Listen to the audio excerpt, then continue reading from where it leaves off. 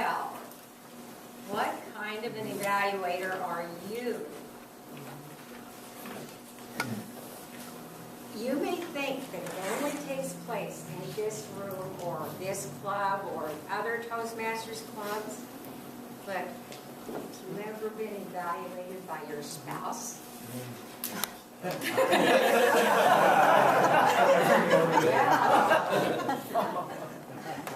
There are many kinds of evaluations, and maybe you have been a judge, maybe you've been Miss Piggy, and maybe you've been a wizard. And only one of those three kinds has the desired effect of making the person really want to do the task again, whether it's a speech or a job for your company or maybe take out the trash. Well, let's examine the judge. The judge. Maybe you remember. There was a teacher.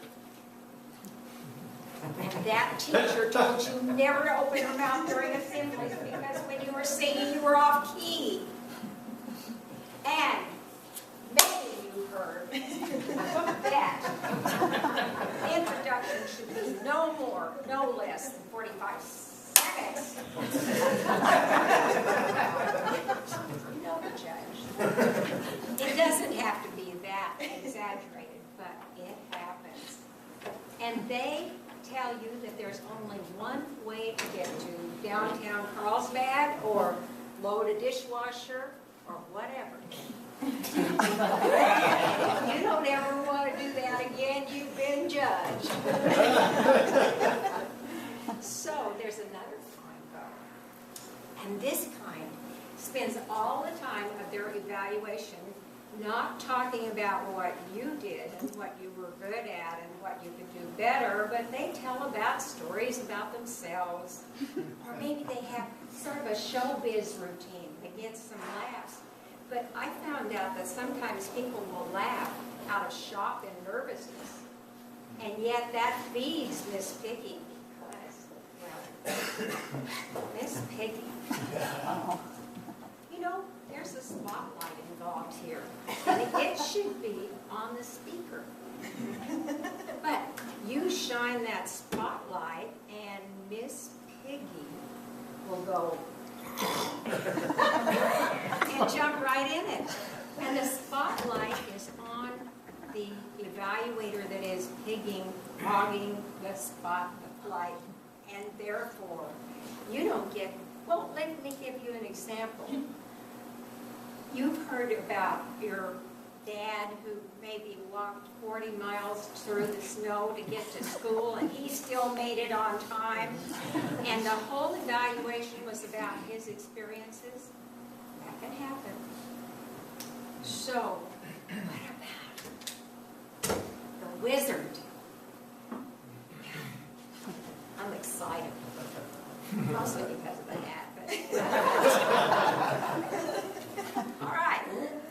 The wizard is somebody that just knocks your socks off in terms of evaluation. You want to do it again, and you know another way to do it that is better. And the wizard has poise, not poise, but poise. The P stands for personal language, personalized.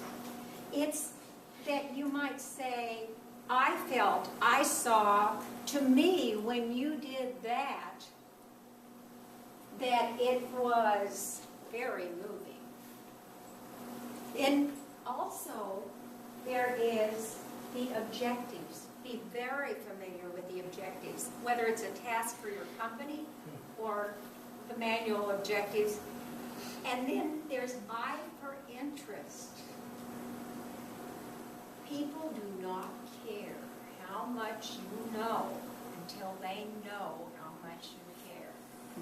And when your evaluator calls you up before your speech even happens, like, well, Skip notified me that he was the evaluator and wanted to know what my personal objectives were, or and the manual and all that.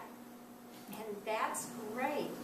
The kind of boss that says, where do you want to be in 5 years? They're showing you interest, and that's a wizard.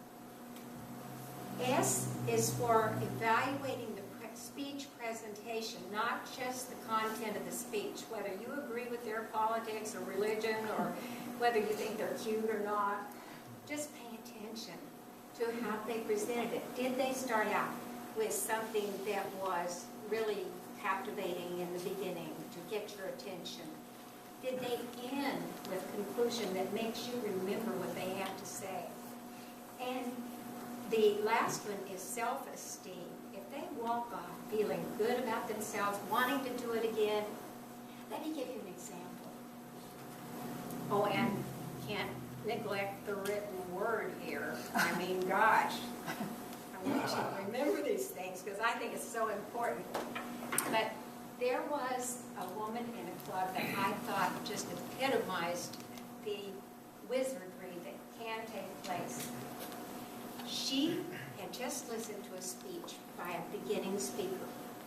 That beginning speaker spoke about Viktor Frankl's man's search for meaning, and she said, you have it within you to be a Viktor Frankl, I believe. In order to live up to that level of sophistication, you may want to work on your preparation and practice your speech a little more. She put the mantle of greatness right on the shoulders of that speaker, and yet he knows that he better practice a little bit. I think that's wonderful, and that is the formula for success.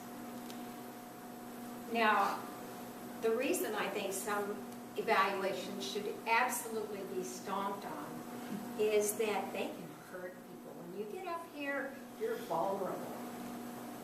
I saw something that ended up with losing a member of the club and probably destroying somebody's speaking career.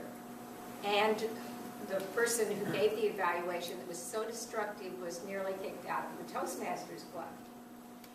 What happened was that this man had, this fairly new speaker had a characteristic of trying to kind of straighten up, and he would, it wasn't that obvious, but he was kind of doing like this. The person was what I consider Miss Piggy, and they decided that they would make a big ridicule situation out of it. And so they likened this gesture to a turtle. And they said something along the line of, you know, you turtled your way across the stage, and people were so shocked, and they did laugh. That's why I said sometimes people can laugh nervously. Well, he did quit the club. I don't know what he gained from that. I certainly don't think a thing. So, back to the magic formula. I know that we have it within all of us to be another, say, Harry Potter or something. And let's hear it for toys and wizards, and we can do it. So, I have an assistant, and she's going to help me. And she will pass out a handout, so you'll never, never forget that you can be a wizard and